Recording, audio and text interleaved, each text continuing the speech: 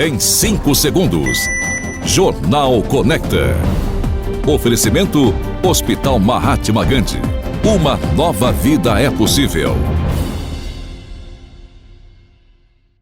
Olá, boa noite. Seja bem-vindo a mais uma edição do Jornal Conecta. Hoje é terça-feira, dia 19 de setembro, e vamos aos destaques de hoje. Câmara de Catanduva realizará audiência pública. Número de recém-nascidos sem pai cresce em Catanduva. Hoje completa 50 anos da morte de Padre Albino. Abram realiza congresso de nutrologia. E hoje é dia do marketing digital com as dicas de Renan Carmona.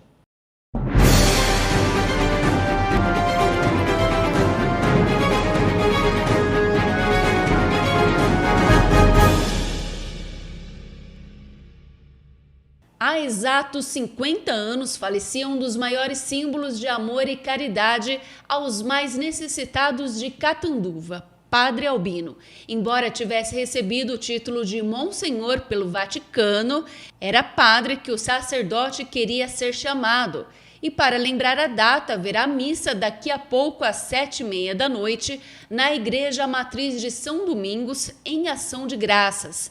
O ato faz parte das atividades que a Fundação Padre Albino faz anualmente para lembrar o nome do seu patrono e todo o seu legado deixado por Catanduva, que em suas obras contribuiu para o fortalecimento de toda a região. No dia 30 de setembro, sábado, a partir das 8 da noite, será realizado o evento de encerramento dos 50 anos sem Padre Albino, com a apresentação da peça teatral Padre Albino, Legado para uma Cidade, da Companhia da Casa Amarela, na Praça Monsenhor Albino. Segundo a organização, antes acontecerá a premiação aos alunos da rede municipal, vencedores do concurso cultural de redação sobre Padre Albino, parceria com a Secretaria de Educação.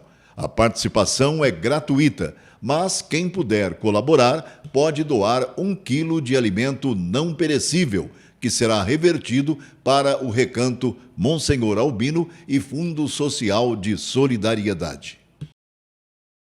O Instituto de Pesos e Medidas do Estado de São Paulo, autarquia do Governo do Estado e órgão delegado do Inmetro, realizou na última quarta-feira, dia 13, a fiscalização de rotina em veículos e equipamentos utilizados no transporte rodoviário de produtos perigosos, em sua maioria combustíveis, e também em cronotacógrafos, na rodovia Washington Luiz, em Catiguá. Durante a ação foram fiscalizados 15 veículos transportadores de produtos perigosos.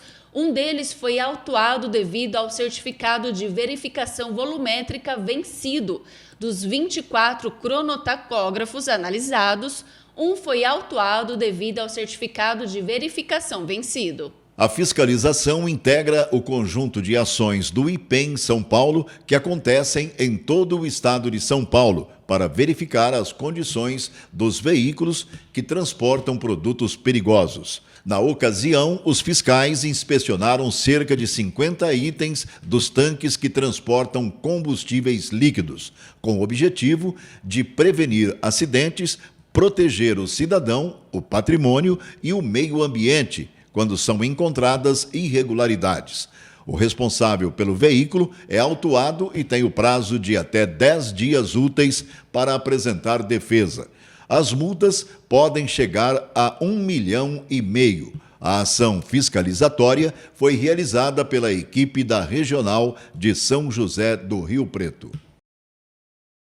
A Abram, Associação Brasileira de Nutrologia, realizará o 27º Congresso Brasileiro de Nutrologia entre os dias 21 e 23 de setembro e reunirá os mais renomados palestrantes nacionais e internacionais, que irão debater sobre assuntos científicos e estudos relacionados a novos tratamentos e fármacos para a obesidade e a importância da nutrologia na performance esportiva, na saúde infantil, dos idosos e estilo de vida, entre outros temas ligados à nutrição médica.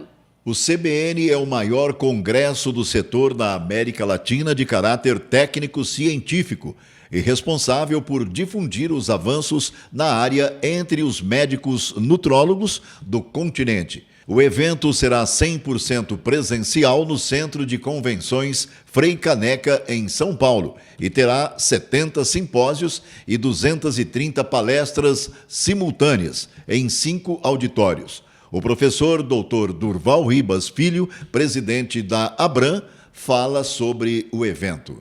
Olá, pessoal do jornal Conecta Catanduva. Eu sou Durval Ribas Filho, sou médico nutrólogo e eu gostaria de convidar você a participar da 27ª edição do Congresso Brasileiro de Nutrologia, que vai ser realizado agora, dia 21, 22 e 23 de setembro, em São Paulo, no Centro de Convenções Frei Caneca. Esse congresso envolve mais de 3.500 participantes, tem muitos temas interessantes, como, por exemplo, obesidade, síndrome metabólica, nutrição hospitalar, nutrição enteral, parenteral, nutrogeriatria, nutropediatria, fitoterapia, distúrbios de conduta alimentar, enfim, é um congresso muito focado na área de nutrição médica. Por isso eu estou fazendo esse convite a você para participar. Entre no site da Abram, www.abram.org.br. Abram é a Associação Brasileira de Nutrologia que está promovendo esse evento científico, que tem inclusive professores renomados nacionais e internacionais, e inclusive de Catanduva, aqui da FAMECA, Faculdade de Medicina de Catanduva, da Unifipa, da Fundação Padre Albino. A sua presença lá seria muito importante para todos nós. Participe, Congresso Brasileiro de Nutrologia, 27ª edição, São Paulo, Centro de Convenções Frei Caneca, 21, 22 e 23 de setembro agora. Muito obrigado pela sua atenção. Falando sobre política, a Câmara de Catanduva realizará na próxima quinta-feira, dia 21 de setembro, a partir das 7 horas da noite, uma audiência pública para debater a retirada dos trilhos da área urbana do município. O evento será aberto à população e é uma iniciativa da Comissão de Finanças e Orçamento, presidida pelo vereador Maurício Gouveia. A audiência foi convocada depois que o prefeito Padre Osvaldo declarou que pretende abandonar o projeto de retirada dos trilhos, o qual já havia sido aprovado pelo Departamento Nacional de Infraestrutura de Transportes e até mesmo incluindo no contrato de renovação da concessão da malha ferroviária paulista com a Rumo Logística. Em suas declarações, o prefeito afirmou que pretende manter a linha férrea onde está e construir viadutos sobre os trilhos. A notícia deu origem ao movimento por Catanduva, que defende a construção do novo contorno ferroviário e vem fazendo campanha sobre o tema, com uso de outdoor e distribuição de panfletos. Além da audiência, outra proposta que partiu do Legislativo, em projeto apresentado pelo presidente da Casa, Marquinhos Ferreira, em conjunto com Maurício Gouveia, é a realização de um plebiscito para que a população decida sobre a retirada ou não da linha férrea da área central. E na pauta da sessão de hoje, os vereadores votam 8 projetos na sessão de hoje.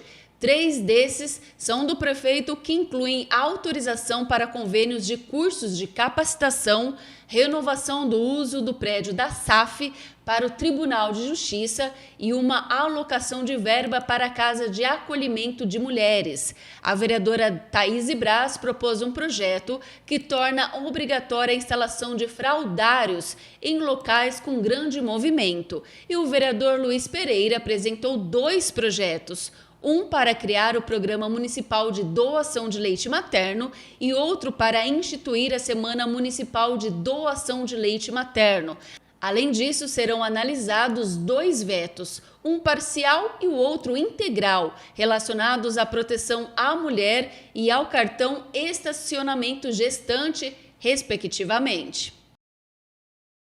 Mudando de assunto, fique agora com o quadro Jogo do Marketing Digital, com o especialista Renan Carmona.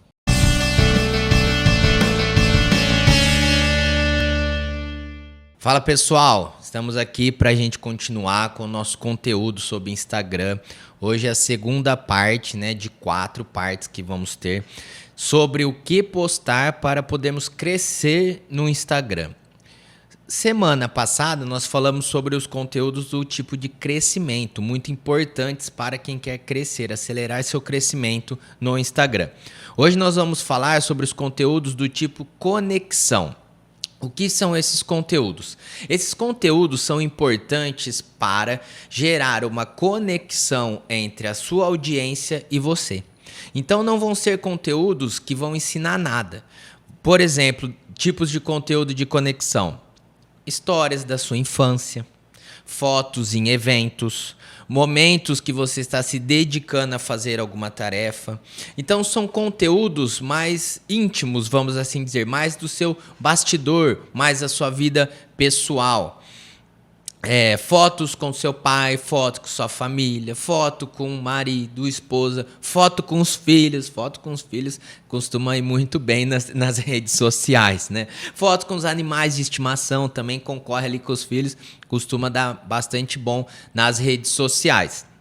Foto de conquistas, fotos de dificuldades, mas o que vale aqui é o seguinte: se nós queremos criar uma conexão genuína com a nossa audiência, nós precisamos ser verdadeiros. Não adianta eu não gostar de animais de estimação, mas colocar uma foto de um animal de estimação só para dar engajamento na rede social.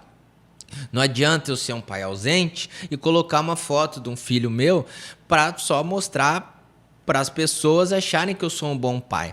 Porque as mentiras nas redes sociais, elas são muito rápido, elas são desmascaradas muito rápido. Então, uma das coisas muito importantes precisamos crescer sim, mas crescer com autenticidade, com sermos reais. Inventar não vira, gente, não vira. Pode ser que demore mais, mas a gente vai construir uma base sólida, seguidores que estão realmente afim dos nossos conteúdos e que se conectam com o nosso modo de pensar, nosso modo de agir, com os nossos valores. Isso é muito importante. E a gente se vê na próxima semana, onde nós vamos falar sobre os conteúdos de autoridade. Até mais.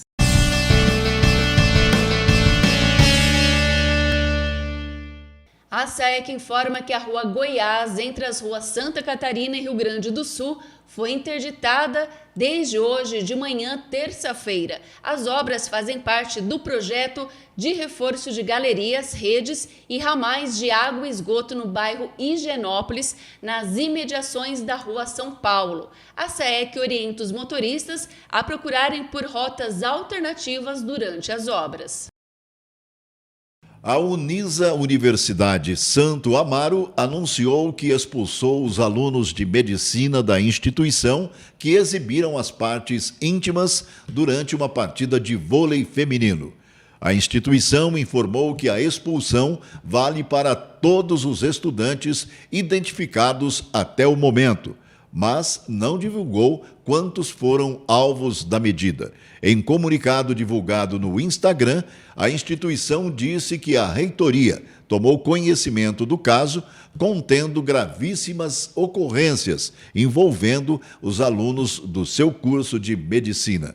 As cenas repercutiram nas redes sociais no último final de semana, mas teriam ocorrido durante uma competição esportiva entre universidades, entre elas a Unisa, no mês de maio.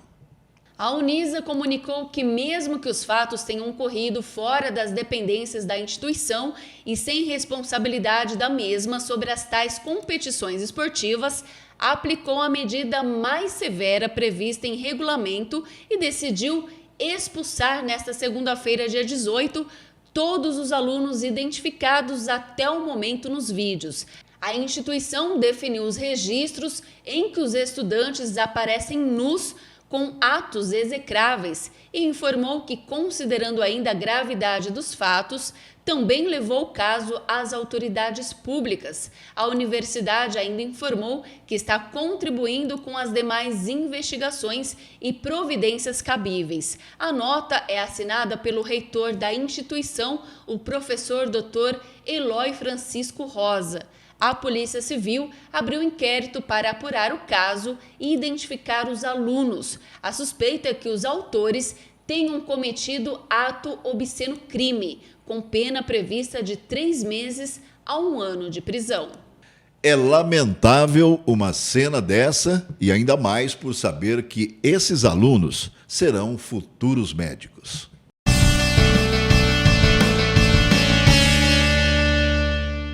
Hoje é dia de Chumbo Grosso, estamos recebendo aqui o Dr. Fábio Manzano. Boa noite, doutor, tudo bem?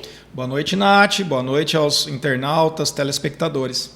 Bom, vamos então falar sobre 2 assuntos hoje, polêmicos, né, que estão aí sempre na mídia, né, sempre na boca do povo. Um é sobre o Ministério Público, que se manifestou a respeito da SEI, do loteamento Bom Pastor, né? Vamos começar com esse assunto? Acho que é legal você falar um pouquinho. Vamos sim. Então, no último dia 15 de setembro de 2023, o Ministério Público se manifestou sobre a possibilidade ou não de registro do loteamento, o conhecido aí loteamento do Padre Osvaldo, né? Loteamento Bom Pastor. Da Associação Bom Pastor, e o nome é Esperança. Esperança, isso. Loteamento Esperança. Então, qual que é o contexto para vocês entenderem? Esse loteamento ele vem há muito tempo, né, sendo tentado a sua viabilização. 6 anos já. 6 anos, é bastante tempo. E o cartório ele vem negando por uma série de motivos. A gente tem uma ação civil pública contestando várias situações que foram identificadas. E agora, da penúltima para a última nota devolutiva, o que é a nota devolutiva? Você apresenta os documentos no cartório e ele fala se tem algum errado, se está faltando, né? Então, na última nota devolutiva, foram sanadas, salvo engano, 31 pendências. E isso foi sanado juntamente, inclusive, com a prefeitura, né? Foram alguns documentos, inclusive, produzidos e que, de fato, têm que ser produzidos junto ao Poder Público Municipal, para que o loteamento, então, fosse registrado, né? Depois de saneado essas 31 pendências, salvo engano, o número é esse, o último quesito, né, um dos últimos quesitos que faltavam, era exatamente o desfecho da ação civil pública que o promotor moveu contra a associação. Então, o cartório pediu para que o promotor do caso se manifestasse com relação a promover o registro ou não. O cartório falou, olha, legal, vocês sanearam aqui bastante pendências, né? Mas eu preciso ouvir o Ministério Público, eu preciso que nos autos da ação civil pública chegue-se a uma conclusão se pode fazer esse registro ou não. E até para surpresa de todos, né? A promotoria deu um despacho, né, deu um parecer onde ele usou palavras pesadas, né? Ele foi, de fato, contra esse registro, né? E, além disso, ainda pediu uma perícia detalhada no procedimento de aprovação que aconteceu na prefeitura. Então ele pede, inclusive, um órgão de apoio do Ministério Público, que é o CAEX, né, que tem peritos lá para que se avalie o porquê. Então ele cita, olha, se tinham tantas pendências, 31, como é que conseguiram resolver tão rapidamente? E o porquê tinham tantas pendências, né? Ele chama a atenção para alguns fatos. Eu vou ler uns trechinhos só para vocês verem o peso dessa manifestação do promotor. Quer dizer, se antes já estava difícil, agora então está mais enrolado ainda. Olha, ao que parece, nós chegamos aí num ponto, né? Então, promotor, se manifeste, a ação civil pública está em andamento. Pode ou não pode registrar? E ele falou, olha, nesse momento não. Então a gente achava e tinha esperança, né, de que esse loteamento seria regularizado o mais rápido possível, e parece que o promotor identificou algumas coisas. Então ele volta lá atrás na história desse loteamento, né? E ele fala, então assim, ó, está bem claro nos autos, na sua nova finalidade, que a Associação Bom Pastor foi maculada por interesses políticos eleitorais. Ele cita o deputado estadual Marcos Zerbini, cita também que foi utilizado aí a famigerada Associação dos Trabalhadores Sem Terra do Estado de São Paulo, na qual da qual a sua esposa, ou seja, a esposa do Marcos Zerbini, a Cleusa Ramos Zerbini, era diretora presidente vitalícia, e ele fala que a Associação Bom Pastor, esse loteamento foi usado com interesses eleitoreiros, né? E ele cita aí números de votos que o deputado conseguiu na eleição anterior a propor o loteamento, com o número de votos que conseguiu no trâmite desse loteamento, quando as pessoas estavam sendo aí, entre aspas, escolhidas para terem o seu lote ou a sua participação na associação. Ele fala também que principalmente, então, palavras do promotor, vejam, ó, principalmente porque na ocasião o seu então presidente, entre aspas, Padre Oswaldo, sigilosamente também tinha pretensões eleitorais futuras. Então ele fala, olha, o padre começou a fazer esse loteamento porque lá no fundo, e sigilosamente ele também tinha interesses eleitorais. Então ele utiliza algumas expressões bastante pesadas nesse despacho. Fábio, né? Teve até, lembrando, né, uma mulher que ela foi participar da SEI e ela falou exatamente sobre isso. Exatamente sobre isso. Que é Wanda que ela chama. Me lembro, o depoimento dela inclusive foi gravado e a mídia estava lá, né? Ele fala também que mais de uma pessoa de uma mesma família residente no mesmo imóvel compraram cada um lote, né? Então ele contesta também a finalidade, o interesse social desse loteamento. E ele contesta também o fato de que a direção da Associação Bom Pastor hoje, né, a direção da entidade que comanda esse loteamento nos dias de hoje, ele fala, deixando claro que os administradores da associação estão absolutamente alheios à sua realidade social e contábil. Então, o que ele indica aqui? Olha, as pessoas que estão lá na direção da associação hoje não sabem nada do que aconteceu, o que está acontecendo, né? Então, ele coloca isso, ele usa essas palavras, absolutamente alheios à realidade social e contábil. Então, são situações graves apontadas, né? Isso a gente viu durante a SEI, né? Quando os presidente, vice-presidente da Associação Bom Pastor, eles foram lá chamados, né, durante a SEI, mostrou que eles não sabiam de nada. Até mesmo o pessoal que fazia a parte aí do faturamento, da contabilidade, não sabiam de absolutamente nada, né? É muito estranho, porque é uma associação que cuida do interesse aí de, no mínimo, 1.000 e tantas unidades habitacionais, que isso representa aí 1.000 e tantas famílias também, pessoas, né? É muito estranho não saberem o que estão fazendo lá, desconhecerem aí, como o promotor falou, a realidade social e contábil do negócio, né? Ele também contesta a garantia que foi dada das obras de infraestrutura para esse loteamento. Por quê? Isso merece uma explicação. A partir do momento que você oferece um loteamento em garantia, a entidade ou privada ou uma associação, enfim, né, que faz esse pedido e que faz esse registro, tem um prazo de 2 anos para concluir as infraestruturas. E essa entidade, né, tem que oferecer para a prefeitura, principalmente, uma garantia, né? Então, caso não sejam feitas essas infraestruturas, a prefeitura então executa essa garantia, pode ser um cheque calção, pode ser um seguro, né? E ela pega e faz essa infraestrutura mínima. Essa garantia então tem que ser de 150% do valor da infraestrutura. É para ter uma sobra, né? E para a prefeitura conseguir, mesmo com o passar dos anos, fazer essa infraestrutura caso a pessoa que está apresentando o loteamento não cumpra. E ele, na verdade, a Associação Bom Pastor está oferecendo, ou tentou oferecer, 825 lotes em garantia. E o promotor também fala que não, que esses lotes ainda não existem, que esses lotes ainda, porque só existe o lote a partir do momento que você registra o loteamento, né? Por enquanto ele ainda é uma área inteira, com vários proprietários, ou seja, com as pessoas que estão na associação, todas são proprietárias daquela gleba de terra, né? A partir do momento do registro é que o lote começa a surgir, né? O registro é o nascimento, entre aspas, para o mundo jurídico do lote. Então, o promotor também fala, não, essa garantia aí muito provavelmente vai sobrar encargos para a prefeitura e não pode ser assim, essa garantia também não tem que ser aceita.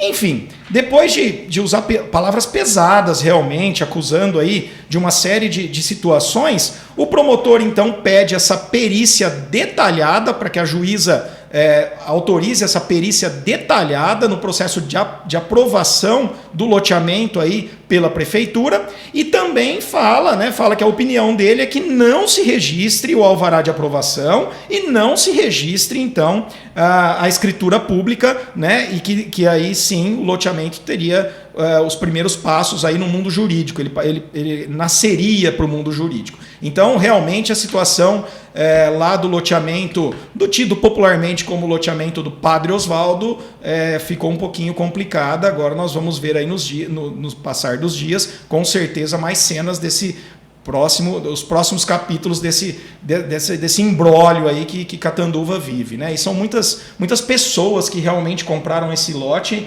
Muitas famílias envolvidas, né? Muitas envolvidas e muitos realmente tinham um pouquinho a economia e aí se acusando de serem usadas eleitoralmente. Sim. Enfim, umas acusações bastante pesadas aí para o chefe do Poder Executivo local responder e sair desse imbróglio todo aí, viu, Natália? Bom, doutor, você assistiu aí a entrevista que ele deu para o Conecta Cash, para o Marcão, falando a respeito da SEI, que ele não tinha se manifestado ainda, o padre, né, a esse respeito, ele não tinha falado ainda com a imprensa, ele não tinha ido, né, ele já tinha sido convidado para ir para a SEI, mas ele não tinha se manifestado. O que você achou? Olha, Natália, de novo, o que parece é uma falta de planejamento tremenda por conta da administração municipal. É uma pessoa que, em termos técnicos, é totalmente despreparada, né? Algumas frases que ele usou são totalmente incabíveis, né? Quer dizer, por exemplo, hoje ainda vi um meme na internet, quando ele fala que, olha, não, eles prometeram que as obras não saem nos próximos 10 anos, porque tem os problemas de desapropriação. Natália, o contrato firmado entre a Rumo e a União tem prazo da execução da obra em Catanduva, dos 180 milhões, até o dia 27/5/2025. Então a prefeitura, como gestora e como fiscalizadora de um benefício para a população, deveria exigir o cumprimento desse prazo, Natália. Então quando ele fala 10 anos, é mentira, tem um documento assinado pela Rumo com a União, com a Agência Nacional de Transportes Terrestres, aonde o prazo para execução da obra é até 2025. Então não dá, e dentre outras situações, né? Ele fala também que, olha, o loteamento lá do Bom Pastor vai ficar muito próximo, quando se aprovar, quando se registrar. Gente, mais o promotor falando isso, será que aí nós começamos a entrar numa esfera de interesse pessoal? Então veja, essa entrevista, Nath, duas coisas soaram, né? A primeira é um despreparo abissal do nosso chefe do Poder Executivo. E a segunda é uma mistura aí de prioridades, né? Falando de futuros diretrizes, loteamentos que tiveram diretrizes. Ora, se ele quer beneficiar 11 quilômetros de pessoas, de vizinhanças, de casas e jogar esta linha do trem um pouco mais para longe da cidade, ele já devia desde já, nos empreendimentos que pediram diretrizes lá, se preocupar. Opa, vai estar próximo, não vai ter acesso em desnível, não vai, é túnel, é passarela, é viaduto. Lá sim a cidade ainda não está consolidada. E não fazer desapropriações, obras aqui no centro da cidade que mexe com a vida de todo mundo. Então, Natália, foi um absurdo, um despautério medonho, né? E a gente fica aí se perguntando, né, o que tecnicamente estaria embasando o nosso chefe do Poder Executivo para tomar uma decisão tão errada, né, Natália? Eu acho que isso tem que deixar na mão da população para decidir, né? Pelo menos o Maurício Gouveia falou que seria apresentado hoje um decreto aí para que fosse apresentado na Câmara o plebiscito, né? Para que a população, então, escolha se é bom ou ruim continuar os trilhos na área central de Catanduva, né? O que você acha também dessa decisão? Olha, é uma iniciativa muito válida da Câmara Municipal, né? Ouvir a população, porque realmente, outro despreparo, Natália, no podcast. Aliás, parabéns vocês pelo pioneirismo e parabenizo até o prefeito pela coragem de ter vindo, né? Ele tem mesmo que vir a público, ele deve essas explicações para a população. Então, parabéns ao pessoal do Conecta, né? Veja, ele fala, uma das impropriedades que ele aponta é com relação mas o que atrapalha a população é só o trânsito. Não é só o trânsito, é o barulho, é o rangido, são as buzinas, é essa faixa com vagões abandonados, com mato crescendo, de difícil acesso, que abriga moradores de rua. Então o que ele está chamando aí, ele chamou de elefante branco, é uma oportunidade invejável para o desenvolvimento de Catanduva. Imagine vocês uma avenida que ligaria um extremo ao outro da cidade. A gente pegaria lá atrás da rodoviária e sairia praticamente em Pindorama.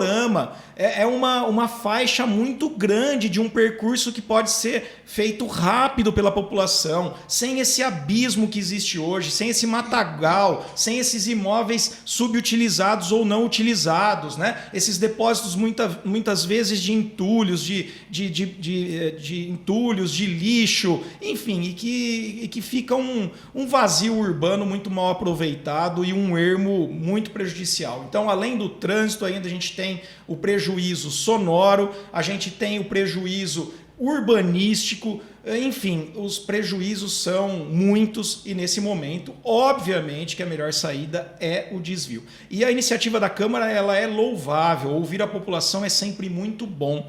É um tema que dificilmente algum prefeito conseguirá fazer uma obra de tamanho volume de recursos, né?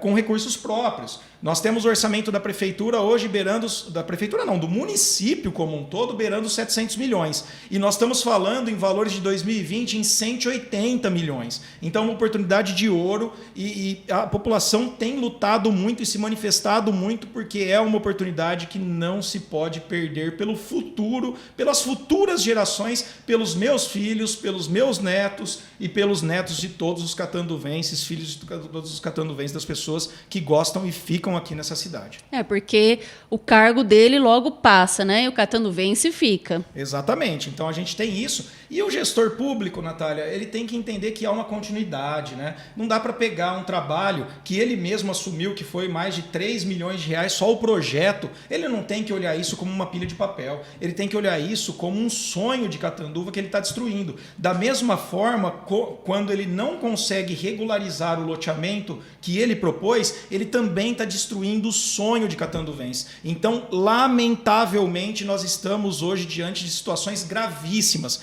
aonde, infelizmente, o gestor municipal destrói o sonho da casa própria, o sonho de ter uma vida tranquila, o sonho de não ser atrapalhado no trânsito, de ter uma noite tranquila de sono, sem buzinas, e o gestor público destrói esse sonho do catanduvense, infelizmente. Bom, muito obrigada mais uma vez pela sua participação aqui no quadro Chumbo Grosso. É isso aí, Chumbo Grosso, um abraço a todos.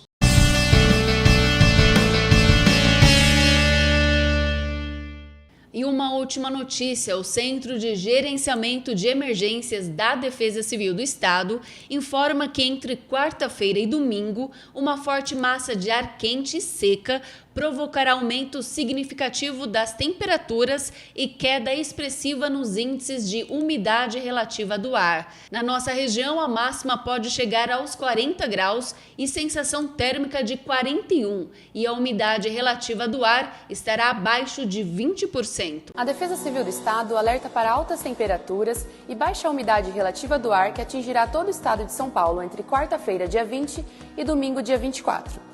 É crucial estar ciente e preparado para enfrentar as ameaças de ondas de calor e altas temperaturas. Nesses momentos críticos, a informação e a ação podem salvar vidas.